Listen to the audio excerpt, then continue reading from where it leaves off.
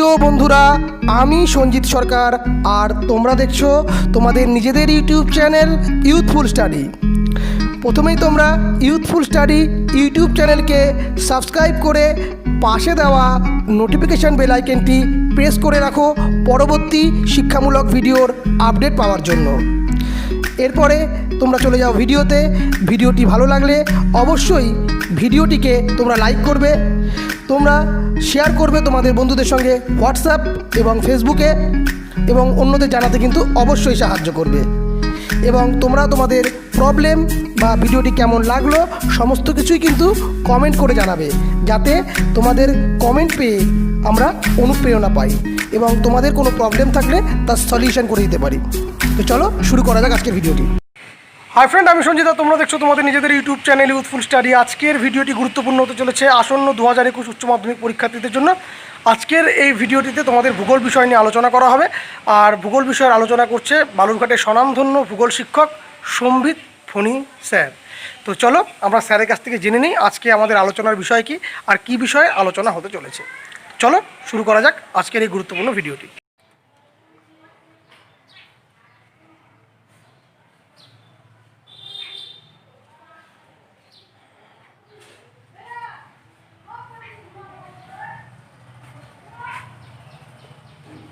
আমি সম্বিত কুমার ফণী, ভূগোল বিষয়ের শিক্ষক, বালুরঘাট খাদিমপুর উচ্চ বিদ্যালয়। আজ আমি আবার তোমাদের সামনে হাজির হলাম নতুন একটি ভিডিও নিয়ে। এটা আমার তৃতীয় ভিডিও। আজকে আলোচনার বিষয় উচ্চ মাধ্যমিক ভূগোলের তৃতীয় অধ্যায় নদী নকশা বা জল নিগম প্রণালী। তো এই ভিডিওটি তোমাদের যদি পছন্দ হয় তোমরা অবশ্যই লাইক করবে, কমেন্ট করবে, শেয়ার করবে এবং সাবস্ক্রাইব করবে পরবর্তী আরও বেশি আপডেট পাওয়ার জন্য। তো চলো শুরু করা যাক আজকে।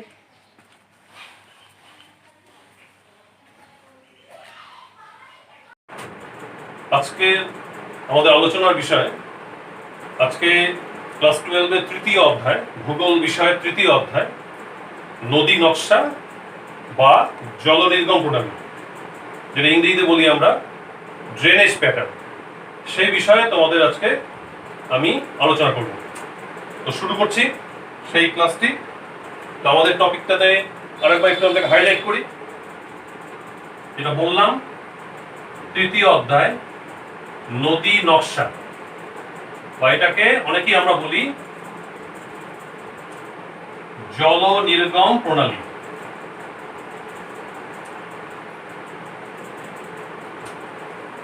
ইংরেজিতে কি বলি আমরা এটাকে বলি আমরা হচ্ছে ড্রেনেজ প্যাটার্ন।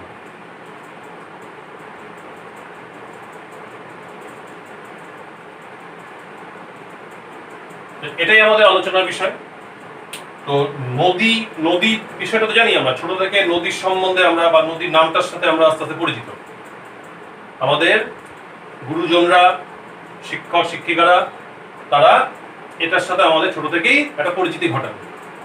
কিন্তু নদী কি যদি জেনে নিই, তারপরে নকশা বা প্রণালীতে আসছি, জল নিগম প্রণালীতে, যে আমরা কি বলি যে নদী মানে একটা উঁচু পর্বত বা মালভূমি থেকে উৎপন্ন হয়, তারপরে গিয়ে তার নিজস্ব প্রবাহ পথ বজায় রেখে কোনো জলাশয়, সমুদ্রভাগ হতে পারে বা স্থলভাগের কোনো জলাশয়ের মধ্যে পতিত হলে এটা নদী। কিন্তু এটাকে যদি আরেকটু অন্যভাবে বলা যায়, যেটা একটু বিজ্ঞানসম্মত হয়, যে কোনো উৎস থেকে, সেই উৎসটা হচ্ছে বা কোনো জলধারা, সেটা উঁচু পর্বত হতে পারে, কোনো উঁচু মালভূমি হতে পারে, যে কোনো ভূমিভাগ হতে পারে। তারা প্রধানত বরফ জলজে পুষ্ট অথবা বৃষ্টির জলে পুষ্ট হয়, হয়ে তার নিজস্ব খাতটাকে তৈরি করে, নদী খাত যেটা বলা হয়। তো ওই জলধারা যখন তার বিভিন্ন উৎস থেকে উৎপত্তি হয়ে বা উৎপন্ন লাভ করে নির্দিষ্ট খাতের মধ্য দিয়ে প্রবাহিত হয়ে অবশেষে কোনো জলাশয়, সেটা ভূভাগের বাইরে, ভূভাগ বলতে গেলে স্থলভাগের বাইরে, সেখানে কোনো সমুদ্রভাগে অথবা স্থলভাগে কোনো জলাশয় যখন পতিত হলে সেই জলধারা বা প্রবাহিত জলধারাকে বলি আমরা নদী। নদী, রিভার। এখানে আসছে হচ্ছে নদীকে নিয়েই, কিন্তু কথাটা আসছে নদীর নকশা বা যেটাকে বলি জল নির্গম প্রণালী। এটা কি? এটা একটা নদীর জালিকা, অনেকগুলো নদী বা নদী গোষ্ঠী।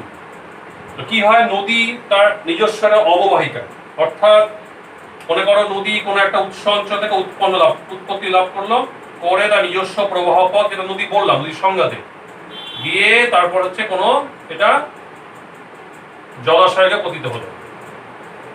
এবার তার সাথে আরো অসংখ্য অন্যান্য নদী, তারাও নিজস্ব প্রবাহ বজায় রেখে তার সাথে হয়তো গিয়ে কোনো মূল নদী থেকে মিলিত হলো, তাহলে কি হলো সেটা উপনদী।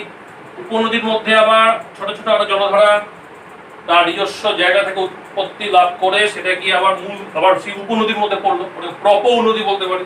এরকম অসংখ্য নদী, তার উপনদী, প্রপনদী, শেষ পর্যায়ে নদী আবার শাখা প্রশাখায় ভাগ হয়ে গিয়ে সমুদ্র ভাগে মিলিত হচ্ছে, যেখানে বদ্বীপ তৈরি হয়। সব মিলে কি তৈরি করে? এটা নদী গোষ্ঠী।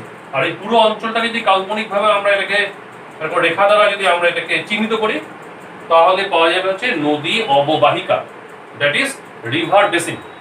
তো এই নদী যে অববাহিকা, তার যে অববাহিকার মধ্যে দিয়ে নদী, তার উপনদী, তার প্রপনদী, এই বিভিন্ন যে জলধারাগুলো প্রবাহিত হয় এবং তাদের যেটা জালিকা তৈরি করে, এবং সেটা কার সাথে সম্পর্ক রেখে? কোনো ভূমিরূপ, যেটাকে আমরা জিওমরফোলজিক্যাল দিক থেকে আলোচনা করি বা সেই পয়েন্ট অফ ভিউ থেকে আমরা সেটাকে বলি, কোনো ভূমিরূপগত অথবা কোনো ভূতত্ত্বগত।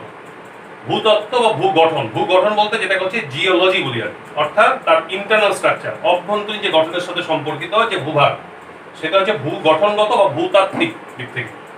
আর হচ্ছে ভূমিরূপগত, ওটা উপরিভাগে তার ঢাল, নদী, এগুলো অনুযায়ী যেগুলো হয়। এই ভূমিরূপগত এবং ভূতাত্ত্বিকভাবে তার যে দ্বারা প্রভাবিত হয় অথবা অন্য কোনো প্রাকৃতিক কারণে প্রভাবিত হয়ে এই যে নদী এবং নদী তার যে জালিকা, নদী গোষ্ঠী মিলে যখন একটা নকশা, মানে ছাঁচ, ইংরেজিতে বলি হচ্ছে প্যাটার্ন, একটা ছাঁচ বা নকশা তৈরি করে, সেটাকেই বলা হচ্ছে নদী নকশা বা জল নির্গম প্রণালী। ইংরেজিতে বলি ড্রেনেজ প্যাটার্ন। ড্রেনেজ হচ্ছে তার যে জল নিকাশি, যে খাতগুলোর মধ্যে দিয়ে জলধারাগুলো যাচ্ছে, মূল নদী, উপনদী, শাখা নদী, উপনদীর মধ্যে প্রপনদী, এই সব মিলে যে নদী অববাহিকা, অববাহিকার মধ্য দিয়ে যে নদীগুলো প্রবাহিত হয়, এবং সেগুলো প্রবাহিত হয় কার দ্বারা? প্রভাবিত হয়ে, বললাম যেটা একটা ভূমিরূপগত প্রভাব থাকে, একটা ভূতাত্ত্বিক প্রভাব থাকে। এইভাবে প্রভাবিত হয় এবং অন্যান্য কোনো প্রাকৃতিক শক্তির দ্বারা প্রভাবিত হয়ে যখন পুরো এই জালিকাটি বা নদীর যে নদী গোষ্ঠীগুলো যখন মিলে সেই অববাহিকার মধ্যে একটি প্যাটার্ন বা একটা নকশা বা ছাঁচ তৈরি করে, সেটাই হচ্ছে জল নির্গম প্রণালী বা নদীর নকশা। এই নদী নকশাগুলো, ছাঁচগুলো আমরা বিভিন্ন আমাদের যে ব্যবহারিক জীবনেই বলো বা আমাদের প্রাত্যহিক জীবনে বিভিন্ন তার নকশা বা কোনো ছাঁচ বা প্যাটার্নের সাথে তুলনা করে তার নামকরণগুলো হয়। তো সেগুলোই আমরা এখানে আমাদের এই আজকের চ্যাপ্টারের মূল আলোচনার বিষয়, অর্থাৎ নদী নকশা, তার শ্রেণী বিভাগ এবং তার বৈশিষ্ট্যগুলো, অর্থাৎ ভূ গঠন বা ভূতাত্ত্বিক দিক থেকে তার সাথে সম্পর্কটা কিরকম। তো ওগুলোর গঠনগত বৈশিষ্ট্য জানলে আমাদের এই পুরো টপিকটা আমাদের ক্লিয়ার হয়ে যাবে। তবে যেহেতু বলছি নদীর সাথে যেটা আরো অনেক ধরনের নদী থাকে মূল নদীর সাথে, ওই নদীগুলো যেমন অর্থাৎ যেগুলো আমরা বিভিন্ন স্ট্রিমগুলো, নদীগুলোর যে বিভিন্ন শ্রেণী বিন্যাস করি, শ্রেণী বিভাগ করি, সেগুলো আগে একটু জেনে নিতে হবে সংক্ষেপে।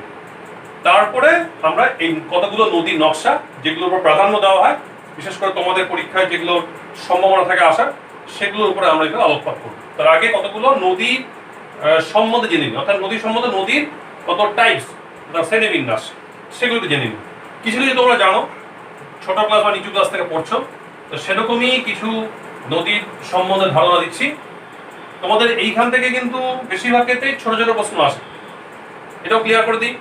বেশিরভাগই তোমার হচ্ছে এমসিকিউ বলো, এসএকিউ বলো, যেগুলো থাকে, আর কিছু 2 নম্বর, কিছু 3 নম্বর, এরকম প্রশ্ন বেশি থাকে। তো সুতরাং একটা সম্যক ধারণা থাকা দরকার। তবে আগে বলে দিই, খুব যে কঠিন প্রশ্ন আসবে তা না, মোটামুটি সহজ প্রশ্নই থাকে, শুধু কনসেপ্টটা ক্লিয়ার করলেই অনেকটা হয়ে যাবে। নিজের ভাষাতেও বলতে পারবে, তবে যতটা সম্ভব সহজ করে বলার চেষ্টা করছি। তো এই বিভিন্ন নদীগুলো, এগুলো বেশিরভাগই অবজেক্টিভ টাইপ প্রশ্ন আসে, বা যেগুলো বলো এসএকিউ বা এমসিকিউতে আসে। এই জিনিসটা জানলেই ক্লিয়ার হয়ে যাবে। এইবার কয়েকটি বলছি, যেমন হচ্ছে নদীর শ্রেণী বিভাগের মধ্যে প্রথমে বলছি হচ্ছে অনুগামী নদী। অনুগামী নদী কি? ভূমির প্রারম্ভিক ঢাল অনুসারে যে নদী প্রবাহিত হয় তাকেই বলে অনুগামী নদী। কারণ আপাতভাবে বলতে পারো বা মনে হয় যে সব নদী তো ভূমির ঢাল অনুসারে প্রবাহিত হয়, কিন্তু এখানে বলতে গেলে প্রথম যে নদীটি উৎপন্ন হয়, অর্থাৎ যখন আমরা নদীর যে সংজ্ঞাটা বলছিলাম, যেখানে কোনো উৎসস্থল, তারপর থেকে যখন নদী সেই ধারাটা প্রবাহিত হয় নির্দিষ্ট খাতের মধ্য দিয়ে, ভূমির ঢালটা, অর্থাৎ যেদিকে তোমার হচ্ছে ভূমির ঢালটা বিস্তৃত, পুরো ভাগটার আর কি, সেই ঢালকে অনুসরণ করে সেই জলধারা সেই ঢাল অনুসারেই প্রবাহিত হয়। ঠিক ঢালটা যেভাবে গেছে, নদী, কিছু নদী আয়াম চ্যুতি, তো তোমরা হচ্ছে ক্লাস 11 পড়েছো। নদী মানে ঢালটা, ডিপটা, সেই অনুযায়ী যখন প্রবাহিত হয় প্রথম যে নদীটি, সেটাই হচ্ছে অনুগামী নদী। কনসিকুয়েন্ট রিভার বলি আমরা হিন্দিতে। আর অনুগামী নদীর পরে যে নদীটি থাকে সেটাকে বলে, ওই পরে বললাম সেই থেকেই চলে আসে পরবর্তী নদী। পরবর্তী নদীটা কি? পরবর্তী নদী প্রকৃতপক্ষে হচ্ছে উপনদীর মতো তার ক্যারেক্টারটা, তার নেচারটা। পরবর্তী অথবা অনুগামী নদীর পরে হয়, অর্থাৎ অনুগামী নদী ঢাল অনুসারে যাচ্ছে, সেই ঢাল প্রারম্ভিক ঢালকে অনুসরণ করে এগোচ্ছে। উপনদীও তো সেই ঢালকে অনুসরণ করে গিয়ে তারপরে মূল নদী অর্থাৎ ওই অনুগামী নদীর সাথে গিয়ে পরে হচ্ছে মিলিত হলো। তাই এই যে অনুগামী নদীর পরে এগুলো সৃষ্টি হয়, তো তারপরে সেই ঢাল অনুসারে প্রবাহিত হয়ে তার পরবর্তীতে মূল নদীর সাথে মিলিত হয়। এবং সেটা কি করে? এরা সাধারণত শিলাস্তরের আয়াম বরাবর প্রবাহিত হয়। অর্থাৎ এখানে আয়াম কি হয়? আয়াম তো আমরা ক্লাস 11 পড়তাম যখন ভাঁজ বা চ্যুতি করার সময়। শিলাস্তর মানে স্তরায়ন এবং যে অনুভূমিক তল, স্তরায়ন বা শিলাস্তর এবং অনুভূমিক তল যে রেখা বরাবর ছেদ করে তাকে বলে আয়াম। এখানে শিলাস্তর আছে, স্তরায়ন এবং তার সাথে অনুভূমিক তল, সেই আয়াম বরাবরই অর্থাৎ অপেক্ষাকৃত একটু দুর্বল অংশ বা কিছুটা অনুকূল অংশ, যার মধ্যে নদীর প্রবাহের পক্ষে সুবিধা হবে, সেটাকে অনুসরণ করে যে নদীগুলো উৎপন্ন হয় পরবর্তীতে গিয়ে সেগুলো মূল নদীর সাথে মিলিত হয়, সেই নদীগুলোকে বলা হয় পরবর্তী নদী। তো পরবর্তী নদী অনুগামী নদী ঠিক পরেই উৎপন্ন হয়। এগুলো উৎস অঞ্চলে বা পার্বত্য অঞ্চলে এগুলো হামেশাই দেখা যায়। এবার পরবর্তী নদীর পরে ওই সমস্ত জায়গাতে আরেকটি নদী পাওয়া যায়, সেটা কখনো কখনো সেটাকে বলা হচ্ছে বিপরা নদী। বিপরা মানে বিপরীত দিকে। ব্যাপারটা কিরকম? এই যে অনুগামী নদী বললাম, ওর ঢালটা তো এইদিকে, তো ঢালটা তো এইদিকে, সেই ঢাল অনুসারে নদী প্রবাহিত হচ্ছে। এবার বিপরা নদীগুলো কি? এই ভূমির যে প্রারম্ভিক ঢাল অনুসারে যে নদীগুলো প্রবাহিত, অনুগামী নদীর ঠিক বিপরীত দিকে। অর্থাৎ অনুগামী নদী যাচ্ছে এইভাবে, এবার বিপরা নদী তার বিপরীত দিকে হতে যাচ্ছে। আর বিপরীত দিকে কিভাবে যাবে, এটা তাহলে কনফিউশন হতে পারে। নদী তাহলে কি নিচ থেকে ওপর দিকে উঠবে? তা তো হতে পারে না। নদী তো ঢালকে অনুসরণ করতেই হবে। এর মধ্যে কি হয়, মনে করো যে কোনো নদী হয়তো কোনো উপত্যকা অঞ্চল ধরলাম, হয় কোনো উপত্যকা অঞ্চলে এই অধভঙ্গ ধরে যে নদীগুলো আসছে ঢালকে অনুসরণ করে অনুগামী নদী। এবার তার পাশে পরবর্তী নদী হবে। অনেক সময় কি এই সমস্ত জায়গাতে বা অর্থাৎ মূল যে ভূমিভাগের এইখানে স্থানীয়ভাবে কোনো ভূ আলোড়ন, কোনো চ্যুতি বা কোনো দালন এগুলো সৃষ্টি হতে পারে, বসে যেতে পারে আলোড়নের ফলে। বসে গিয়ে তখন হচ্ছে ভূমির ঢালের বিপরীত দিকে বা সেই মধ্যে একটা অধভঙ্গ বা একটা উপত্যকা তৈরি হতে পারে, বা কোনো নিচু অংশ, অবনমিত অংশ তৈরি হতে পারে। তখন সেইখানে কোনো নদী, মনে করো এই ঢাল যাচ্ছে, এই পাশ দিয়ে হয়তো মনে করো এই কোনো জায়গাতে কোনো জায়গা হয়তো কোনো অবনমন হয়েছে। তো অবনমন হলে কি হবে? সেই অবনমনের ফলে দেখা যাচ্ছে তখন মূল ভূমিভাগের যে ঢালটা আছে তার বিপরীত দিকে আরেকটি ঢাল তৈরি হয়েছে। তো ওখানে যদি কোনো নদী উৎপন্ন হয় বা কোনো জলধারা যদি উৎপন্ন হয়, তাহলে সে তখন হচ্ছে কি হবে? ওই ঢালকে অনুসরণ করে ওই মূল নদী বা অনুগামী নদী তখন বিপরীত দিকে হয়তো প্রবাহিত হবে। মূল ঢালটা হয়তো যেটা এই দিক থেকে এদিকে বলছি, আর তখন এখানে কোনো জায়গা হয়তো কোনো অবনমিত বা নিচু অংশ তৈরি হলো, যেটা ভূ আলোড়নের ফলে হতে পারে, চ্যুতির ফলে হতে পারে, সেইখানে তখন সেটাকে অনুসরণ করে কোনো নদী মূল নদী বা অনুগামী নদীগুলোর তখন বিপরীত দিকে, যেদিকে নতুন ঢাল তৈরি হয়েছে বিপরীত দিকে, সেই অনুযায়ী প্রবাহিত হলে তখন সেই নদীকে বলা হয় বিপরা নদী। অর্থাৎ সহজভাবে যেটা বুঝতে গেলে অনুগামী নদীর বিপরীত দিকে যে নদী প্রবাহিত হয় তাকে বলা হয় বিপরা নদী। অর্থাৎ সেখানে স্থানীয়ভাবে ভূ আলোড়নগত প্রভাবে কোনো তার ভূ গঠনগত প্রভাব মানে পার্থক্য বা কোনো ভূ গঠনগত কোনো তার সেখানে কোনো ভূ আলোড়ন প্রভাব পড়ে ওই মূল ঢালের বিপরীত দিকে যদি ঢাল উৎপন্ন হয় কোনো নতুন করে, বা সেখানে যদি কোনো নদী উৎপন্ন হয়, তখন এই ঘটনাটা ঘটতে পারে।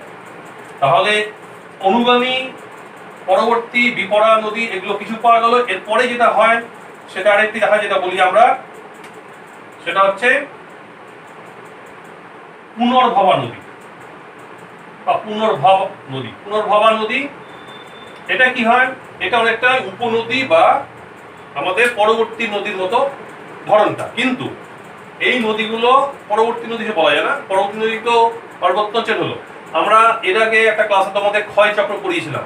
তো ক্ষয় চক্রের যে দ্বিতীয় স্টেজ, মূলত যেটা পরিণত পর্যায়ের দিকে বা প্রৌঢ়ত্ব পর্যায়ের দিকে, সে দ্বিতীয় স্টেজে ক্ষয় চক্রের দ্বিতীয় পর্যায়ে, অর্থাৎ ঢাল যখন সেখানে উচ্চতা বা ঢালটা কমে যায় একটু, সেই সমস্ত জায়গাতে মূল হচ্ছে পার্বত্য যে যৌবন অবস্থা, সেখানে মূল নদী, তারপর হচ্ছে পরবর্তী নদী, মাঝে হয়তো কোথাও বিপরা নদী, এগুলো হলো। হওয়ার পর যখন পরিণত পর্যায়ে ঢালটা কমে গেল, সেরকম জায়গাতে যদি কোনো নদী উৎপন্ন হয়, সেই নদীটাকে বলা হয় যে পুনর্ভবা নদী।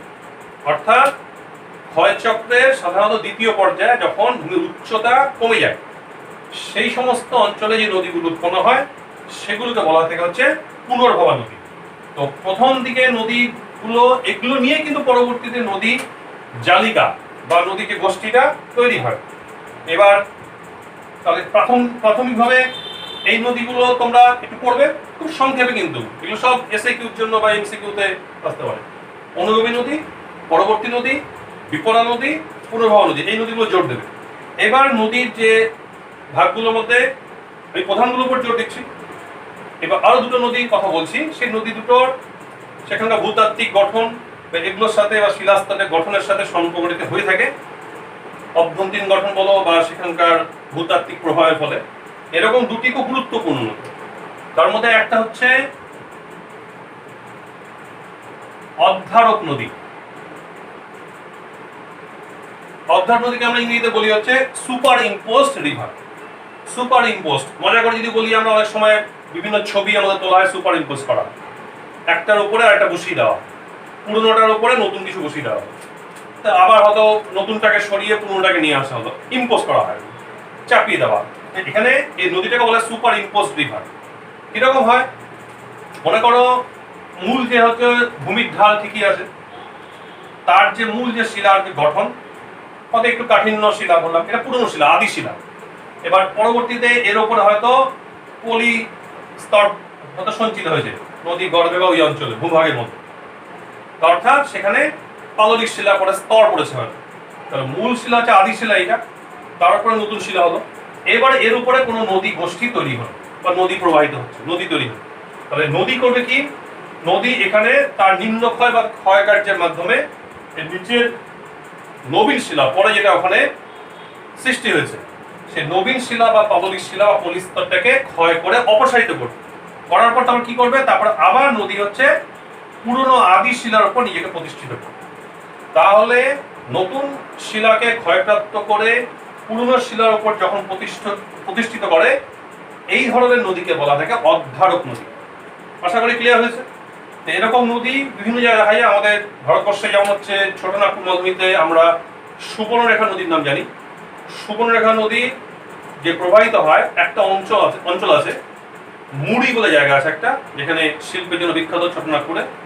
মুড়ি থেকে চান্ডিল, ছোট ছোট শিল্পাঞ্চল, কোথাও অ্যালুমিনিয়াম শিল্প, কোথাও তামা নিষ্কাশন, ওই মুড়ি থেকে চান্ডিল পর্যন্ত সুবর্ণরেখা নদীর যে প্রবাহ পথ, ওই অঞ্চলটাতে কিন্তু এই ধরনের অধ্যারক নদীর নিদর্শন লক্ষ্য করা যায়।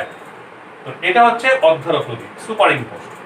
এটা গুরুত্বপূর্ণ, আশা করি ক্লিয়ার হয়েছে। এবার এরকমই আরেকটি নদী কথা বলছি, যেটাও গুরুত্বপূর্ণ আছে খুবই, সেটাকে বলা হয় থাকে পূর্ববর্তী নদী। পূর্ববর্তী নদী, এগুলো নামের সাথে সাথে কিছু কিছু তোমরা কিন্তু সংজ্ঞা বা ডেফিনিশন গুলো কিছুটা ধারণা পাওয়া যায়। পূর্ববর্তী কিরকম হয়, এগুলো মনে করা হচ্ছে ভূতাত্ত্বিক গঠনের সাথে সম্পর্ক রাখে, ঠিকই আছে। এবার কোনো একটা পার্বত্য অঞ্চল মনে করো, সেখানে তো পর্বত হয়তো তখন উৎপত্তি আস্তে আস্তে লাভ করছে, পুরো এখনো পর্বত সুউচ্চ পর্বত তখন হয়নি। সেই সমস্ত জায়গাতে কোনো নদী হয়তো উৎপন্ন হলো বা নদীর সৃষ্টি হলো। এবার পরবর্তীতে কি হবে, সেই সমস্ত অঞ্চলে এবার ভূভাগের উত্থান ক্রমশ হচ্ছে, সুউচ্চ পর্বতে পরিণত হচ্ছে ধীরে ধীরে। যদি একদিনের ব্যাপার নয় পর্বতে গঠন, এবার কোনো নদীর সৃষ্টি হয়েছে পর্বতে উত্থানকাল, তারপরে উচ্চতা আরো বাড়তে থাকবে। উচ্চতা আমাদের নদী তখন কি করবে, নদী তখন কি নদীর প্রবাহ পথে সাময়িকভাবে কিন্তু এটা অবরুদ্ধ হবে, নদীটি একটু অবরুদ্ধ হতে পারে। তাহলে কি অর্থাৎ বাধা পেতে পারে, কিন্তু বাধা তো হবে না। নদী যেটা আমরা ক্ষয়চক্র বলেছিলাম, ভূমিরূপের সাথে সবসময় সামঞ্জস্য বিধান করে, ভূমিরূপের পরিবর্তনের সাথে সাথে নদীও নিজেকে খাপ খায়। তো নদীটা তো এই সুউচ্চ পর্বতমালা বা পর্বত সৃষ্টি হওয়ার আগে নদীটি উৎপন্ন হয়েছে, তারপরে উচ্চতা বৃদ্ধি পাচ্ছে ক্রমশ, হতে হতে পর্বত আকার ধারণ করলো। নদী কিন্তু নিজের প্রবাহ পথটাকে বজায় রাখতে সক্ষম হবে, অর্থাৎ নদী তার নিজের নিম্নক্ষয় বা পার্বত্য অঞ্চলে ক্ষয় কার্যের মাধ্যমে নিজের গতিপথ বা প্রবাহ পথটাকে বজায় রাখতে সক্ষম হবে। অর্থাৎ তখন কি হবে, সুউচ্চ পর্বত হলো, আর তার মাঝখানে সেই নদীতে যেটা আগেই সৃষ্টি হয়েছিল সে তখন নিজের পথটা বজায় রাখলো। তো ওই জায়গাটা নিম্ন ক্ষয়ের মধ্যে গভীর খাত বা গিরি খাত তৈরি হয়ে গেল। আর পার্শ্ববর্তী অঞ্চলে এখানে তো নদী নেই, এখানে অন্য জায়গায় নদী থাকতে পারে। এই নদী এই সমস্ত অঞ্চলগুলোতে যেখানে পর্বতের ভূভাগের উচ্চতা বৃদ্ধি পাচ্ছিল বা গঠনটা হচ্ছিল, সেই পর্বতগুলো হয়ে গেল, এখান থেকে উচ্চতা বৃদ্ধি পেয়ে, কিন্তু পূর্বে যেই নদীতে আগে সৃষ্টি হয়েছিল পর্বতের উত্থানকালেও নিজের গতিপথ বজায় রাখতে সক্ষম হলো বা সক্ষম থাকলো। সেই জন্য এই নদীগুলোকে বলা হয় পূর্ববর্তী নদী। অর্থাৎ কোনো ভূমিভাগের উচ্চতা বৃদ্ধি পেল, নদী যদি তার আগে প্রবাহিত হয় সেই সমস্ত অঞ্চলে, পরবর্তীতে সেইখানকার কোনো ভূমিভাগের উচ্চতা বৃদ্ধি পেল, নদী পূর্বেকার গতিপথটাকে বজায় রাখতে সক্ষম হলে সেই নদীগুলোকে বলা হয় পূর্ববর্তী নদী। আশা করি ক্লিয়ার হয়েছে। আমাদের যেমন হিমালয় পর্বতে ভূতত্ত্ববিদ বা বিভিন্ন ভূবিজ্ঞানীদের মতে হিমালয় পর্বত অঞ্চলে এই সিন্ধু বা তার কিছু উপনদীগুলো আছে, এই শতদ্রুসহ নদীগুলো, বলা হয় যে ওই নদীগুলো হিমালয় পর্বতের সৃষ্টির আগে থেকে ওখানে উৎপত্তি লাভ করেছে ওই অঞ্চলে। পরবর্তীতে হিমালয়ের উচ্চতা বৃদ্ধি পেলেও তারা কিন্তু নিজেদের প্রবাহ পথটাকে বজায় রাখতে সক্ষম হয়েছে। তো সুতরাং তার আগে উৎপন্ন পূর্বে এবং পরবর্তী হিমালয় পর্বত উত্থান বৃদ্ধি পেলেও, উচ্চতা বৃদ্ধি পেলেও কিন্তু তার নিজেদের গতিপথ বজায় রাখতে সক্ষম হয়েছে। সেই জন্য সিন্ধু, শতদ্রু এই নদীগুলো কিন্তু পূর্ববর্তী নদীর উদাহরণ। তবে এই যে নদীগুলো কতগুলো শ্রেণী বিন্যাস করলাম, এগুলো একটু জেনে রাখতে হবে, কারণ এগুলো থেকে প্রশ্ন আসে, ছোট ছোট প্রশ্ন আসে, আমি আগেই বললাম। এবং এই নদীগুলো কিন্তু বিভিন্ন জায়গাতে তার নিজস্ব অববাহিকাতে জালিকা তৈরি করে, নদী গোষ্ঠী, এবং সেই অববাহিকাতে সেই নদী গোষ্ঠী বা জালিকাগুলো তার যে প্রবাহ পথে তা তৈরি করে, সেগুলোর পেছনে ভূমিরূপগত প্রভাব আর ভূতাত্ত্বিক প্রভাব, অর্থাৎ এটা অভ্যন্তরীণ প্রভাব এবং উপরিভাগে ভূমিভাগের প্রভাব বিস্তার করে সেই নদী জালিকাগুলো একটা নকশা তৈরি করে। এই নকশাগুলোকে বলা হয় নদী নকশা বা জল নির্গম প্রণালী, যেটা আমাদের বলেছিলাম যে আলোচনার বিষয়। কিন্তু তার আগে প্রাথমিকভাবে এগুলো জানতেই হবে, যেহেতু প্রশ্ন আকারে তোমাদের আসে। এইবার আমরা হচ্ছে এই অংশে মূল জায়গাটা যাবো বা শেষের পর্যায়ের দিকে যাব।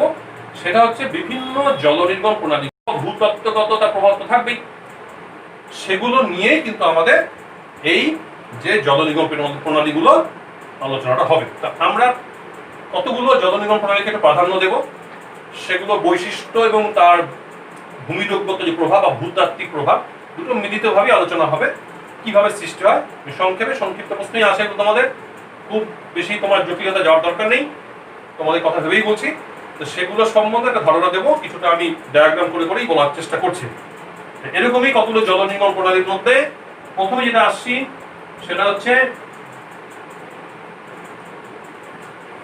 বৃক্ষরূপী জল নির্গম প্রণালী।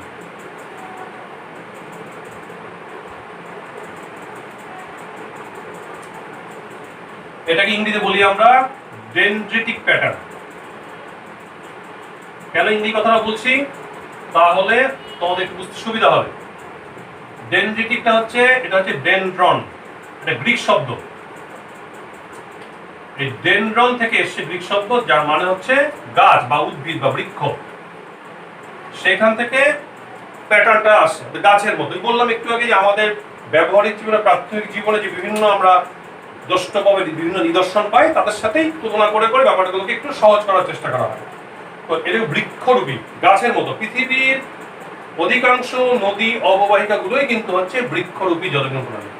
যে কোনো জায়গায় হতে পারে, পার্বত্য অঞ্চল হতে পারে, মালভূমি অঞ্চল হতে পারে, সমভূমি অঞ্চল হতে পারে।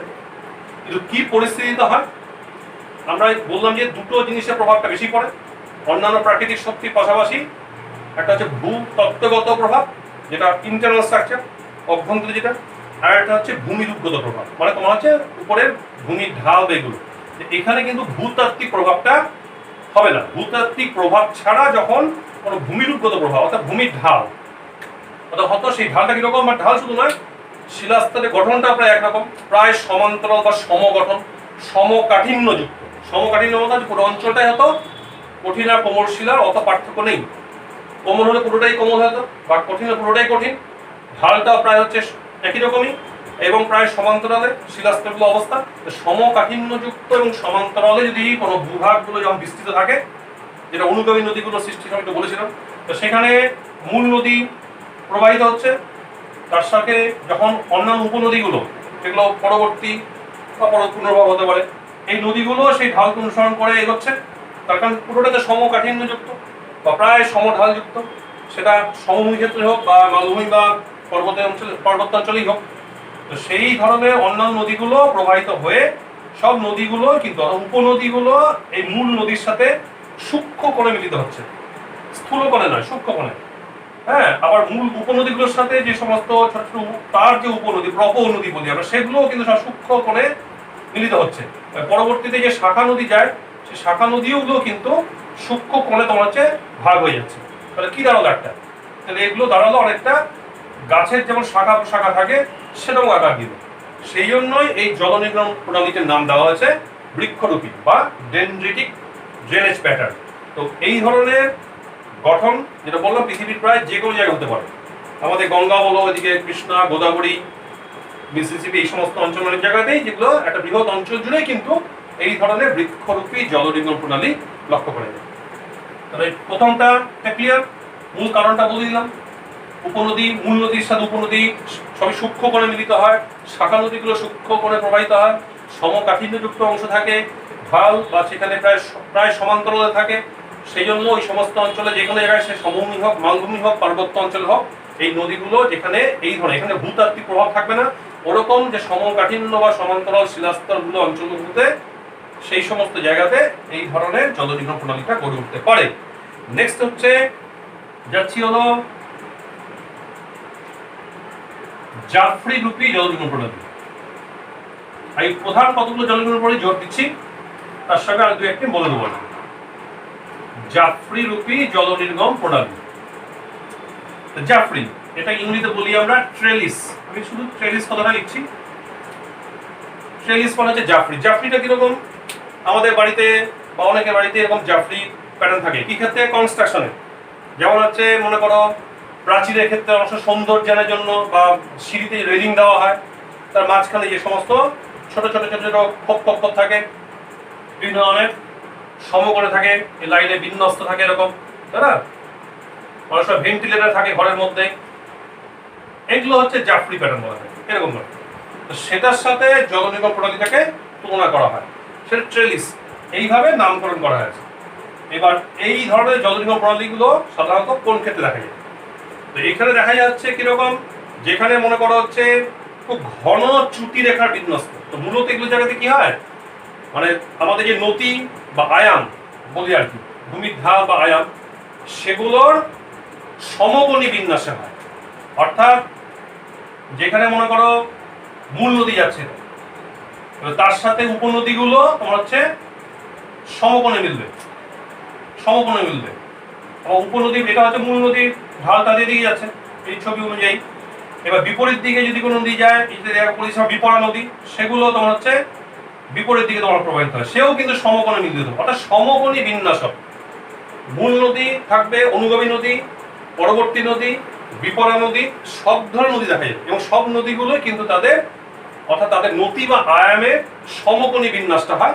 অর্থাৎ আয়ামগুলোর মাধ্যম দিয়ে প্রবাহিত হয়ে উপনদী বা যে সমস্ত বিশেষ করে পরবর্তী বা আমাদের বিপরা নদীগুলো আছে, তারা প্রবাহিত হয়ে মূল নদীর সাথে এরকম সমকোণে বিন্যস্ত থাকবে। সমকোণে যদি বিন্যস্ত থাকে, তাহলে পরবর্তী আকারটা কিরকম নেবে, ওটা জাফরির মতনে।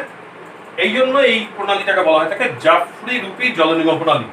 এবং এটা ওই বললাম, যেটা সাধারণত এই ক্ষেত্রে নিয়ন্ত্রকের ভূমিকা নেয়, নদী বা আয়ামে তাদের সমকোণী বিন্যাস, সেটাই হচ্ছে এখানে নিয়ন্ত্রকের ভূমিকা নেয়। এবং এক্ষেত্রে আরো দেখা যায়, এগুলো ক্ষেত্রে এই মূলত আয়াম বা চুটি রেখা যেগুলো থাকে, খুব ঘনভাবে সন্নিবিষ্ট থাকে, খুব কাছাকাছি থাকে।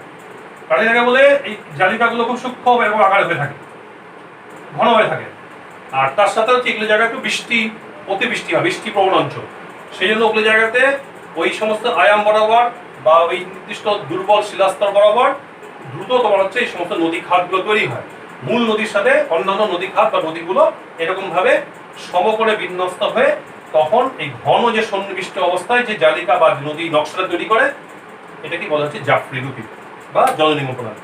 তো এগুলো অনেক সময় কি হয়, ভঙ্গিল পার্বত্য অঞ্চলে হয়। মনে করো ভঙ্গিল পার্বত্য অঞ্চলে এটা ঊর্ধ্ববঙ্গ, এটা থাকে অধবঙ্গ, এটা অধবঙ্গ, দীর্ঘ অধবঙ্গ, এটা দীর্ঘ অধবঙ্গ, এটা ঊর্ধ্ববঙ্গ। এই দীর্ঘ অধবঙ্গ ধরে ভূমির ঢালটা এদিকে যাচ্ছে, মূল নদীতে যাবে, এটা অনুগামী নদী যাবে। আর এই অধবঙ্গ মধ্যে পাশের এই ঊর্ধ্ববঙ্গে ঢাল দিয়ে যে নদীগুলো আসবে, সেই নদীগুলো হচ্ছে পরবর্তী নদী। এদের মধ্যে আবার কোনো ঢাল দিয়ে বিপরীত দিকে তখন বিপরা নদী। মূল নদী যাবে হচ্ছে অনুগামী নদী হচ্ছে দীর্ঘ অধবঙ্গ ধরে। সেগুলো জায়গাতেও কিন্তু এই জাফরি রূপী জল নির্গমন প্রণালী হতে পারে। কারণ হচ্ছে কি এখানে কি হবে, এখানে পরবর্তীতে যদি কোনো ঊর্ধ্বভাগে উপরিভাগে ক্ষয়প্রাপ্ত হয় সেখানে আবার এখন অনুগামী নদী হবে, তার পাশেও তোমার আশেপাশে অনেকগুলো ছোট ছোট নদী মিলিত হবে যদি এখানে হয়। তো এরকম ভাবে যেখানে অধবঙ্গ বা যে নিচু জায়গা বরাবর অনুগামী নদী যাবে, যেমন যাচ্ছে এখানে হতে পারে, তার পাশে পরবর্তী নদীগুলো উৎপন্ন হতে পারে, আবার এই ঢাল অনুসারে যে নদীগুলো গিয়ে মূল অনুগামী নদীর সাথে মিলিত হবে পরবর্তী নদী, আবার সেগুলো সবই কিন্তু সমকোণে হবে বিন্যাস। বিপরা নদী গেলে সেগুলো হচ্ছে আবার সমকোণে অনুগামী বা উপনদীর সাথে মিলিত হবে। তো এরকম জায়গাতে সমকোণী বিন্যাসে অর্থাৎ নদী আয়াম হচ্ছে তারা নিয়ন্ত্রণ করে এই ধরনের জলনিগম প্রণালীটা গড়ে ওঠে।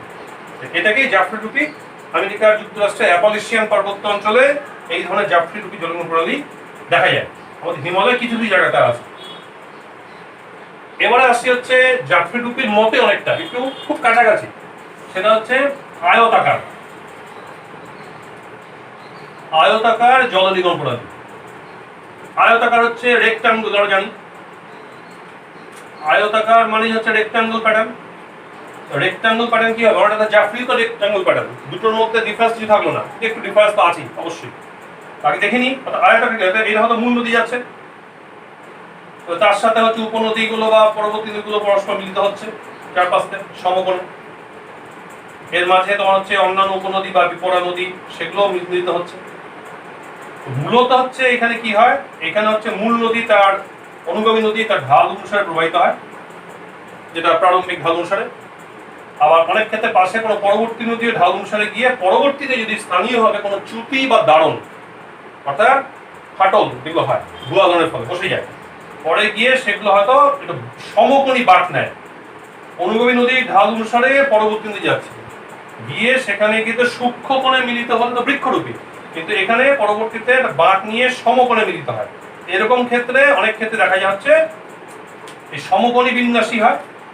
এইভাবে তোমার যখন নদীগুলো উৎপন্ন হয় তখন মূল নদীর সাথে উপনদীগুলো যখন সমকোণে মিলিত হয় তখন আকারটা কি করলে রেক্টাঙ্গল প্যাটার্ন নিচ্ছে। অর্থাৎ এখানে কঠিন শিলা এগুলো থাকে, মাঝে মাঝে কোমল শিলা যে বরাবর হচ্ছে নদীগুলো সৃষ্টি হচ্ছে ওই ফাটল বা দারণ বরাবর, কঠিন আর কোমল শিলা এগুলো পরস্পর সমান্তরাল বিন্যস্ত থাকলে এই কোমল শিলার আয়াম বরাবরই হচ্ছে ওই উপনদীগুলো পরবর্তী নদীগুলো কিছুটা বাঁক নিয়ে সমকোণে মূল নদীর সাথে মিলিত হয়। তাহলে প্যাটার্নটা কিরকম হচ্ছে, আয়তাকার হচ্ছে, রেক্টাঙ্গুল প্যাটার্ন। সেই জন্য এগুলো আয়তাকার, কিন্তু এর সাথে জাফরি রূপীগুলিও কিন্তু আয়তাকারেই প্রায় মিলিত হয়, আয়তাকারেই প্রায় মিলিত হয়। কিন্তু সেখানে কি হয় দেখা যাচ্ছে খুব ঘন বিন্যস্ত ঘনভাবে, এখানে কিন্তু ঘনভাবে অত বিন্যস্ত থাকে না। ডিফারেন্সটা কি, ডিফারেন্স হচ্ছে জাফরি রূপীর ক্ষেত্রে সমকোণী হলো, এখানে প্রধানত নতি বা আয়াম হচ্ছে এখানে নিয়ন্ত্রক ভূমিকা নেয়, আর এখানে ঘন মানে এখানে চ্যুতি রেখা দারণ এই সমস্ত হচ্ছে ফাটল বা দারণ বা চ্যুতি এগুলো হচ্ছে প্রধানত নিয়ন্ত্রক ভূমিকা নেয়, অর্থাৎ পুরো ভূতাত্ত্বিক কারণে যেগুলো এই সমস্ত কাজগুলো হয়ে থাকে। আবার এখানে কি হয় জাফরি রূপীদের ক্ষেত্রে দেখা যায় একটু অধিক বৃষ্টিপাত যুক্ত অঞ্চলে এবং ঘনভাবে তোমার হচ্ছে ওই ফাটলগুলো বিন্যস্ত থাকে, কিন্তু এখানে কিন্তু একটু স্ক্যাটার থাকে, ছড়িয়ে থাকে, এখানে একটু কম বৃষ্টিপাত যুক্ত অঞ্চলে হালকা বৃষ্টিপাত যেখানে হয়, সেই জন্য সর্বত্র ক্ষয়টা হবে না, শুধু ওই যেগুলো জায়গাতে নরম বা আয়ামগুলো আছে বা চ্যুতি বা দারণগুলো আছে সেগুলো জায়গাতেই নদীগুলো সৃষ্টি হয়। সেই জন্য এখানে ঘন চ্যুতি রেখার বিন্যাসটা থাকবে না, আবার হচ্ছে মাঝারি বা অল্প বৃষ্টিপাত যুক্ত অঞ্চল, ওই জন্য নদীগুলোর মধ্যে ব্যবধানটা একটু বেশি হয়, আর এখানে নদী গোষ্ঠীগুলো নদীগুলোর মধ্যে ব্যবধানটা কম হয়। এটাই হচ্ছে আয়তাকার আর এই জাফরি রূপী জলনিগম প্রণালীর মধ্যে পার্থক্য। এখানে চ্যুতি দারণ এগুলো হচ্ছে নিয়ন্ত্রক ভূমিকা নেয় প্রধানত, আর এখানে প্রধানত নদী বা আয়ামটা নিয়ন্ত্রণ করে। এখানে তোমার হচ্ছে দুটো ক্ষেত্রে সমকোণী বিন্যাস হলেও এইখানটাতে হচ্ছে তার চ্যুতি রেখাটা ঘনভাবে বিন্যস্ত থাকে না, বৃষ্টিপাত অপেক্ষাকৃত কম হয়, কিন্তু জাফরি রূপীর ক্ষেত্রে বৃষ্টিপাতটা বেশি হয় এবং চ্যুতি রেখাগুলো বা ওই মধ্যবর্তী ব্যবধানগুলো নদীগুলোর মধ্যে খুব ঘনভাবে সন্নিবিষ্ট থাকে। এই হচ্ছে বেসিক ডিফারেন্স দুটোর মধ্যে। আশা করি ক্লিয়ার হয়েছে। দুটো গুরুত্বপূর্ণ, তোমরা খুব সহজভাবে বা সংক্ষেপে পড়বে। তাহলে আয়তাকার হলো। এবার হচ্ছে আরেকটি গুরুত্বপূর্ণ দেখাচ্ছি, সেটা হচ্ছে অঙ্গুরি আকার জল নির্গম প্রণালী।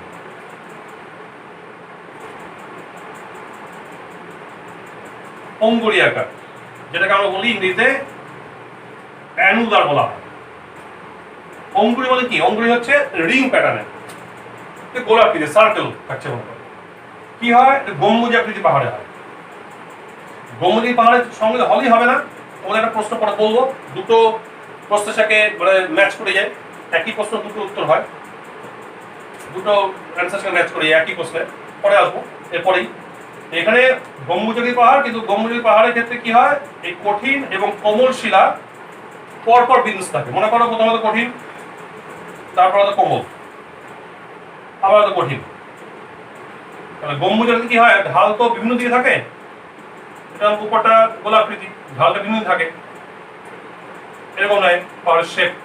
এবার এইখানে যদি মনে করো কঠিন শিলা থাকে, বৃষ্টিপাত হচ্ছে, তো বৃষ্টিপাতে কঠিনের চাইতে কোমল শিলাকে বেশি ক্ষয় করবে, কম করবে। কোমল শিলা বরাবর কি হবে, এখানে উপত্যকা তৈরি হবে, কঠিনটা কম হবে। তাহলে কি হলো, এই কঠিন শিলা বরাবর কঠিনটা কম হলো, কোমল শিলা উপত্যকা হলো, আবার কঠিন থাকলো, আবার কোমল শিলা উপত্যকা হলো। তাহলে এইভাবে তোমার হচ্ছে তখন হচ্ছে বিন্যস্ত হবে, এইভাবে বিন্যস্ত। এই জায়গাগুলোতে কি হচ্ছে, এই জায়গাগুলো বরাবর তোমার যদি কোমল শিলা বিন্যস্ত থাকে, তাহলে নদী তো ওই কোমল শিলাকে ক্ষয় করে তার নিজের পথটাকে বজায় রাখবে। তাহলে কঠিন শিলাটাকে এড়িয়ে কোমল শিলা বরাবর হচ্ছে নদীগুলো উৎপন্ন হবে। এবং তখন কি হবে, যেহেতু গম্বুজ আকৃতি পাহাড়ে কি হয়, গম্বুজ বা গোলাকৃতি ধরনের তার শিলাস্তরের বিন্যাসতাই হয়, সেই জন্য ওই কোমল শিলাস্তর বরাবর নদীগুলো তার সাথে কি হয়, নদীগুলো হয়তো তখন এই সার্কুলার হতে থাকবে, ওই কোমল শিলা বরাবর সার্কুলার হতে থাকবে, ওই জন্য অ্যানুলার বলছে, রিং প্যাটার্নে। এবার তার সেখানে মূল নদী সেখান থেকে উৎপন্ন হয়ে যাবে, প্রবাহিত হবে, আবার পরবর্তীতে যখন হচ্ছে উপনদী প্রবাহিত হবে, সেও ওইরকম রিং প্যাটার্নে গিয়ে কিন্তু সেটা আস্তে আস্তে গিয়ে মূল নদীর সাথে মিলিত হবে। তাহলে এইভাবে কঠিন শিলাকে এড়িয়ে কোমল শিলা বরাবর ক্ষয়প্রাপ্ত হয়ে সেখানে উপত্যকাগুলো তৈরি করবে, এবং সেই উপত্যকাগুলো কিছুটা রিং প্যাটার্নে, অঙ্গুরীয় বলছি, প্যাটার্নে হয়ে থাকে। সেই ধরনের জলনির্গম প্রণালী সৃষ্টি হলে সেখানে অঙ্গুরী আকার জলনির্গম প্রণালী হয়ে থাকে। আমেরিকা যুক্তরাষ্ট্রের ডাকোটা প্রদেশ, রেড নদী বেসিন, এগুলো জায়গাতে অনেক জায়গাতে এই ধরনের জলনির্গম প্রণালী কিছু জায়গায় দেখা যায়। ক্লিয়ার আছে? গম্বুজ আকৃতি পাহাড়ে আরেকটি জলনির্গম প্রণালী আমি পরে বলবো, কিন্তু এখানে গঠনটা আছে কঠিন আর কোমল শিলার পর্যায়ক্রমে পরপর বিন্যাস হয়ে প্রথমে কঠিন কোমল, কঠিন কোমল, কোমলটাকে ক্ষয় করে এরকম ভাবে উপত্যকাটা তৈরি করে, সেখান থেকেই এই নদী নকশা বা জলনির্গম প্রণালীটা তৈরি হয়। এবার অঙ্গুরীর পরে বলছি হচ্ছে কেন্দ্রমুখী জলনির্গম প্রণালী, আর একটি ইন্টারেস্টিং এবং গুরুত্বপূর্ণ কেন্দ্রমুখী জলনির্গম প্রণালী।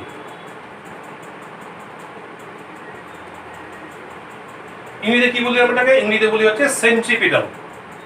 পৃথিবী যেমন আমরা শক্তি বলি সেন্ট্রিপিটাল ফোর্স, সেন্ট্রিফুগাল ফোর্স, আবর্তনের সাথে, এটা সেন্ট্রিপিটাল, কেন্দ্রমুখী। নামের সাথে কিছুটা কিন্তু তোমরা হঠাৎ পাচ্ছ উত্তরে। এগুলো কি হয়, এগুলো হচ্ছে স্থলভাগের মধ্যে কোনো জায়গায় কোনো অবনমিত অঞ্চল, নিচু জায়গা, সেটা কি হতে পারে, মিশ্র গঠন হয়, ভূতাত্ত্বিকগত কারণ হতে পারে, আবার ভূমিরূপগত হতে পারে। ভূতাত্ত্বিকগত বা ভূ গঠন কিরকম, সেখানে কোনো ভূ আলোড়নের ফলে কোনো অংশ বসে গেল, তো নিচু জায়গা হলো অবনমিত স্থান। আবার ভূমিরূপগত কি হতে পারে, কোনো ক্ষয়কার্যের দ্বারাও কোনো জায়গায় নিচু হতে পারে। যেমন মনে করো মরু অঞ্চলে ব্লো আউট তৈরি হয়, অপসারণ সৃষ্ট গর্ত, তো অপসারণটা কার ফলে হয়, বায়ুর ক্ষয়কার্যের ফলে হয়, বালি উড়ে গিয়ে সেই জায়গাতে নিচু অবনমিত গর্ত, পরবর্তীতে সেখানে মরুদ্যান হতে পারে। আবার যেমন হচ্ছে আমরা এটাকে বা কার্স্ট অঞ্চল আমরা জানি, যেখানে সিঙ্কহোল বা সোয়ালো হল হয় আমেরিকা যুক্তরাষ্ট্রে, বা যেখানে কার্স্ট অঞ্চলে যে সমস্ত গর্তগুলো হয়, কার ফলে হচ্ছে, এখন চুনাপাথর অঞ্চলে ভৌমজলের ক্ষয়কার্য। তাহলে এখানে ক্ষয়কার্যটা তো আলোড়নগত বা ভূতাত্ত্বিক প্রভাব নয়, আবার আলোড়নের ফলে যদি মনে করো মহিভাগ আলোড়ন হয়, তাহলে ফলে কোনো জায়গায় বসে যেতে পারে। এরকম ভূতাত্ত্বিকগত কারণে বা ভূমিরূপগত কারণে যদি স্থলভাগের কোনো অঞ্চলে বসে গিয়ে যেন কোনো উপত্যকা বা কোনো অবনমিত স্থান হয়, তাহলে চারপাশের অঞ্চল কি হয়, তার চারপাশের অঞ্চলই ঢালু থাকতে পারে, পাহাড়ের ঢালু থাকতে পারে, মাঝখানে নিচু অংশ। আমরা ক্ষয়চক্রে একটু পড়েছিলাম, মরু ক্ষয়চক্রে, পর্বত বেষ্টিত অববাহিকা থাকলে মাঝখানে এরকম জায়গায় নিচু অংশ তৈরি হতে পারে, অবনমিত স্থান, এরকম নিচু অংশ হতে পারে। হয়তো এই জায়গাগুলো আগে সমান্তরাল ছিল, পরে বসে গেছে, বা ক্ষয়প্রাপ্ত হয় ওই যে উপরের শিলাস্তর অপসারিত হয়েছে। এই জায়গাগুলো কি হতো, ঢালটা নাকি এইখানে হচ্ছে পাহাড় বা আশেপাশে উঁচু ভূমি, তার থেকে ঢালটা কোন দিকে, ঢালটা হচ্ছে সবই ওই নিচু বেসিন বরাবর বা ওই অবনমিত অঞ্চল বরাবর। তাহলে এখান থেকে যখন নদীগুলো সৃষ্টি হবে, তাহলে এই ঢাল অনুসারে কোথায় যাবে, তখন এই মাঝখানে নিচু অংশের দিকে প্রবাহিত হবে। সব দিকে ঢাল অনুসারে নদীগুলো মাঝখানে নিচু অংশে প্রবাহিত হবে। কোনো জায়গায় যদি তোমার হচ্ছে এরকম নিচু অংশ থাকে, ঢালটা যদি এইদিকে বড় বড় নিচু অংশ বড় থাকে, সেখান থেকে নদীগুলো সবই হচ্ছে ওই কেন্দ্রের দিকে, মূল কেন্দ্রের মাঝখানটাতে, তো সেই দিকে প্রবাহিত হবে। প্রবাহিত হলে তখন কি হবে? তখনই ওটাকে তো বলি আমরা কেন্দ্রমুখী, অর্থাৎ ঢাল সবই হচ্ছে একটা দিকে, ওই নিচু জায়গাটার দিকে। নদীগুলো যদি এইভাবে আসে, তা অভিমুখটা কোন দিকে? ওই জলাশয়ের দিকটাতে বা নিচু জায়গাটাতে। তাহলে এইখানে তখন যে প্রণালীটা তৈরি হলো বা যে নকশাটা তৈরি হলো, তাহলে ওটাকে আমরা নামকরণ করি কেন্দ্রমুখী জল নির্গমন প্রণালী। এটা দেখা যায় কোথায়? আমি কিছুটা তো বললামই, মরু অঞ্চলে যে সব প্লায়া অঞ্চল থাকে বা ব্লো আউট অঞ্চল থাকে, মাঝখানে নিচু অংশ মরু অঞ্চলে, লবণাক্ত হ্রদগুলোতে, বা কোনো পার্বত্য অঞ্চলে কোনো উপত্যকা, চারদিকে পাহাড় মাঝখানে উপত্যকা অঞ্চলগুলোতে, চুনাবাধাযুক্ত অঞ্চলে সিঙ্কহোল বা সোয়ালহ গঠিত অঞ্চলে মাঝখানে নিচু যে অংশের গর্ত সৃষ্টি হয়েছে, বসে গেছে, ওই সমস্ত জায়গাতে কিন্তু কেন্দ্রমুখী জল নির্গমন প্রণালীগুলো গড়ে ওঠে। ভারতবর্ষের সম্বর হ্রদ বরাবর এরকম জল নির্গমন প্রণালী আছে। সম্বরটা একটা প্লায়ার মতো ধরা হয়, চারপাশে উঁচু অংশ আছে, ঢাল অনুসারে যায় নদীগুলো। হিমালয় পর্বতের নেপালের রাজধানী কাঠমান্ডু একটা উপত্যকা, চারপাশে পার্বত্য অঞ্চল আর মাঝখানে নিচু উপত্যকা, ওইখানেও তেমনি কিছু কিছু এরকম জলধারাগুলো ওই নিচু অংশকে মিলিত হয়েছে। এরকম জায়গাতে আমি এক্সাম্পল বললাম কেন্দ্রমুখী জল নির্গমন প্রণালীটা গড়ে ওঠে। আর এর ঠিক বিপরীতটা কি হবে? এর বিপরীতটা হবে হচ্ছে কেন্দ্র বিমুখ। এবার সেটাতে আসছে, ইজি একদমই। কেন্দ্র বিমুখ জল নির্গমন প্রণালী। বিমুখ কথাটা বোঝা যাচ্ছে, বা কেন্দ্রাভিমুখ। কেন্দ্রাভিমুখ, কেন্দ্র থেকে বাইরে, শব্দতে কিন্তু ঘাবড়াবে না। এটাকে আমরা ইংরেজিতে কি বলি? সেন্ট্রিফুগাল বলি বা রেডিয়াল বলা হয়। দেখবে ওই কোশ্চেনের পাশাপাশি ইংলিশ ভার্সন থাকে এইচএসএ, ইংলিশ ভার্সনগুলো কিন্তু খুব ইজি হয়। বাংলাতে একটু শব্দ ঘুরিয়ে দেয়, কেন্দ্র বিমুখটাকে কেন্দ্রাভিমুখী বলতে পারে, কেন্দ্রাভিমুখী কেন্দ্রাভিমুখী বলো, আবার কেন্দ্রের বিপরীত দিকে বাইরের দিকে। তো ইংরেজিতে রেডিয়াল বা হচ্ছে সেন্ট্রিফুগাল, কেন্দ্রমুখী যেমন কেন্দ্রের দিকে হলো। তাহলে এটা কি হচ্ছে? এইটা কিন্তু আবার সে অনেকটা অঙ্গুরীয়াকার জল নির্গমন প্রণালীর সাথে ভূমিরূপটা কিছুটা সাদৃশ্য আছে। অর্থাৎ এগুলো জায়গাতে তোমার কি গম্বুজ আকৃতি পাহাড়। গম্বুজ পাহাড়ে কি হয়, যা বলেছিলাম তখন, ঢালটা হচ্ছে বিন্দু থাকে, এখানে এখানে কেন্দ্রীয় অংশ গোলাকৃতি, উপরটা টম টাইপের, আর চারপাশে ঢালটা বিন্যস্ত। চারপাশে ঢাল বিন্যস্ত থাকে, তাহলে কি হবে? এই বিভিন্ন ঢাল দিয়ে এখান থেকে যখন নদী উৎপন্ন হয়, তারা এই ঢালটাকে অনুসরণ করে বাইরের দিকে চলে যাবে, নেমে আসবে, বাইরের দিকে প্রবাহিত হবে, এইভাবে চারদিকে ছড়িয়ে পড়বে। অর্থাৎ বিভিন্ন দিকে তখন ছড়িয়ে পড়বে, তাই না? ওটা কোথা থেকে ছড়িয়ে পড়ছে? ওই মূল কেন্দ্রীয় অংশ। এটা ঢালটা হচ্ছে গম্বুজাকৃতি পাহাড়, বিভিন্ন দিকে ঢাল। আগেরটা কেন্দ্রমুখীতে কি বলছেন? ঢালটা হচ্ছে মাঝখানে, তার সেখানে মাঝখানে এসে মিলিত নদীগুলো, এটা মাঝখান থেকে বিভিন্ন দিকে ছড়িয়ে পড়লো। অনেকটা কিরকম হয়? এটাকে আমরা বলি ইংলিশে স্পোক অফ হুইল বলি আমরা। সাইকেলের চাকা থাকে যে স্পোক গুলো, চাকা, স্পোক অফ হুইল, অর্থাৎ যেটা হচ্ছে আমাদের যে চক্রের যে দণ্ডের মতো আর কি। এরকম ভাবে নদীগুলো বিভিন্ন বিস্তৃত হয়। এই ধরনের জল নির্গমন প্রণালীকে বলা হয় কেন্দ্রবিমুখ। তো এটা গম্বুজ আকৃতি পাহাড় বা গোলাকৃতি পাহাড়গুলো হয় কোনো, মনে করো মোনারডাক অঞ্চল, কোনো টিলা বা কোনো উঁচু ভূমি, আমাদের ছোটনাগপুর মালভূমি অঞ্চলে এরকম জায়গায় অনেক জায়গাতে আছে, মধ্য ভারতের কিছু কিছু উচ্চ ভূমিতে আছে।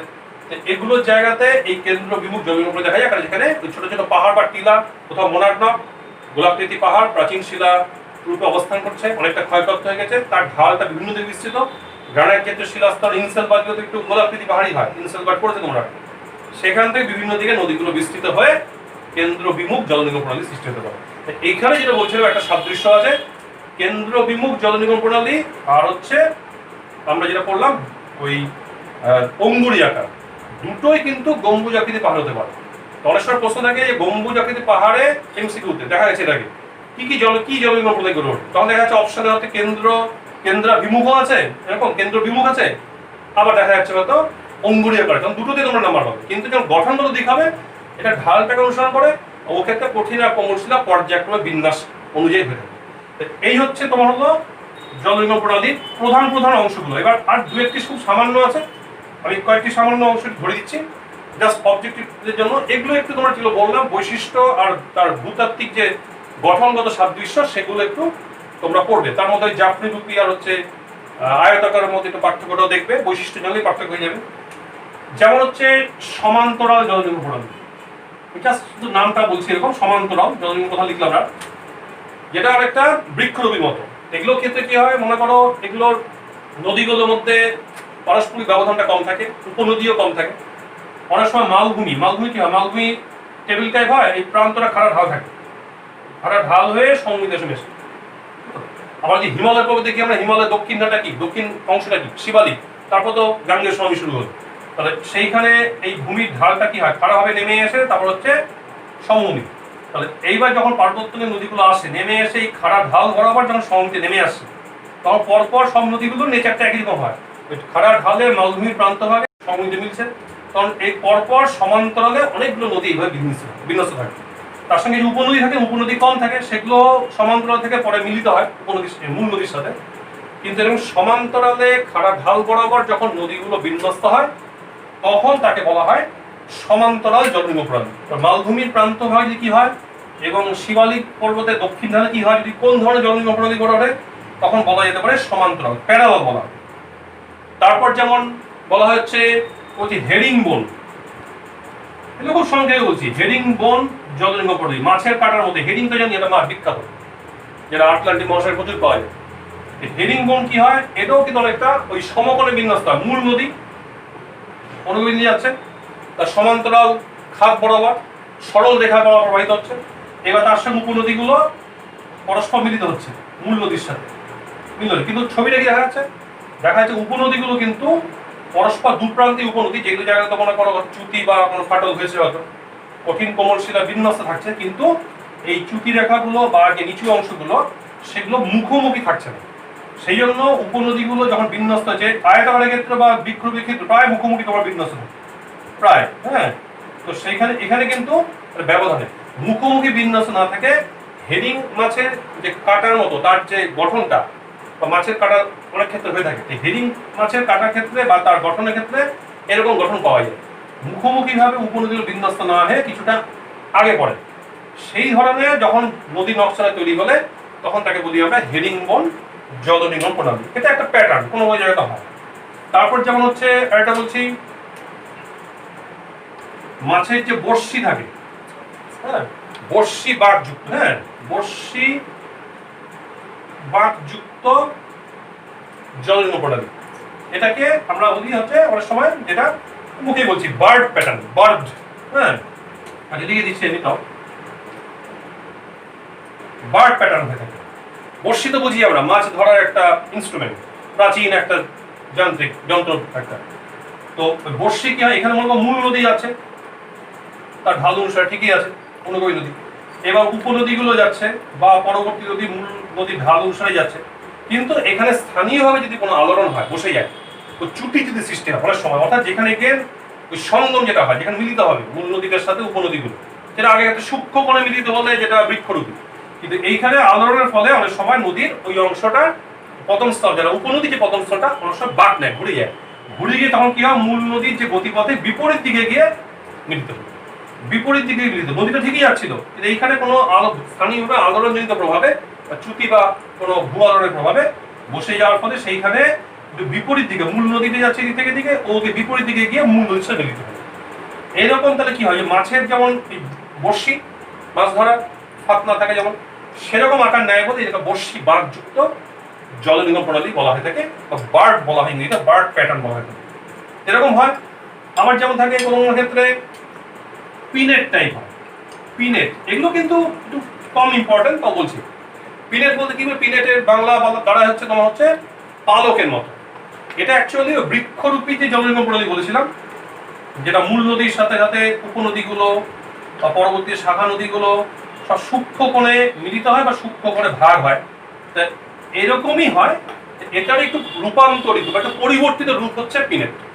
এটা ওই সংকীর্ণ গিরিখাত বা নদী খাতগুলো পার্বত্য অঞ্চলে প্রবাহিত হলে মূল নদীর সাথে আশপাশের অংশে অনেকগুলো এরকম ছোট ছোট নদীগুলো সব সূক্ষ্ম কোণে এসে মিলিত হয় পরপর, ছোট ছোট জলধারা, যেগুলো দৈর্ঘ্য একটু কমই থাকে মনে করো, এরকম আকার নেয়। তাহলে আকারটা কিরকম হলো, একটা পালকের মতো হলো।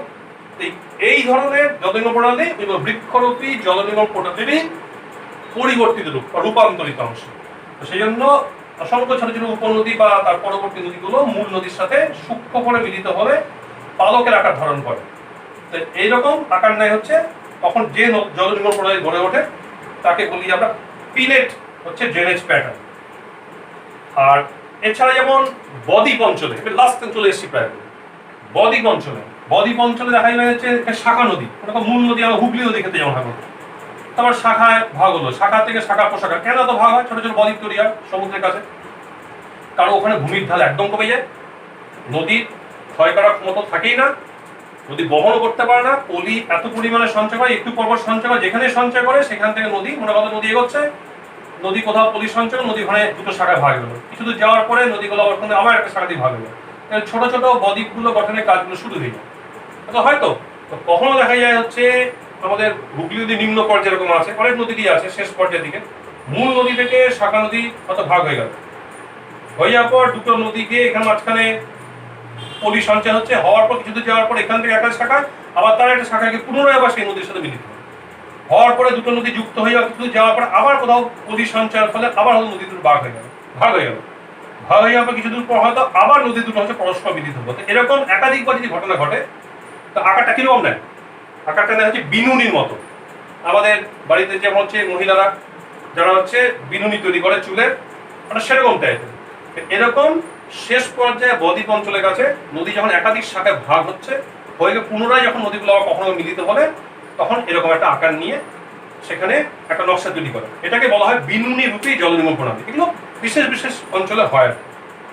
আর লাস্ট বলছি হচ্ছে অসংগঠিত, অবিন্যস্ত, যার সাথে কোনো কিছুরই তোমার সেইভাবে সাদৃশ্য থাকে না, অর্থাৎ সেখানে শিলাস্তরের গঠন, চ্যুতি, ফাটল, ঢাল বিভিন্নভাবে পরিবর্তন হয় প্রায়শই।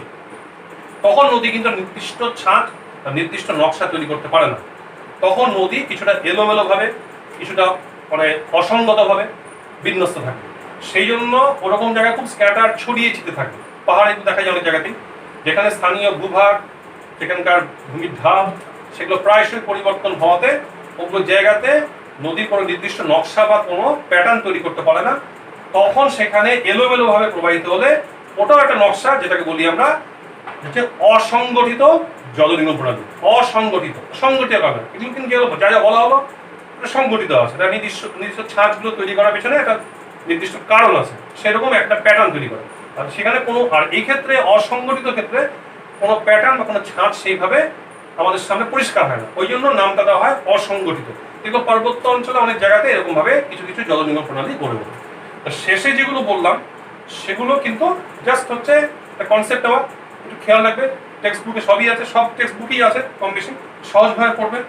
আর প্রধান যে জলনির্গম প্রণালীগুলোর উপর জোর দেওয়া হলো, বৃক্ষরূপী, জাফরিরূপী, আয়তাকার, তারপরে কেন্দ্রমুখী তো বললামই, যেটা মাঝখানে নিচু জায়গাতে, যেখানে নদী বেশিরভাগই ওটা স্থলভাগের মধ্যে হয়, অন্তর্দেশীয় নদী বা তোমার ইনল্যান্ড রিভার পড়েছে, এটাকে আরেকটা বলা হচ্ছে অন্তর্বাহী নদী, মানে স্থলভাগের মধ্যে কোনো জলাশয় নদীগুলো পড়ে।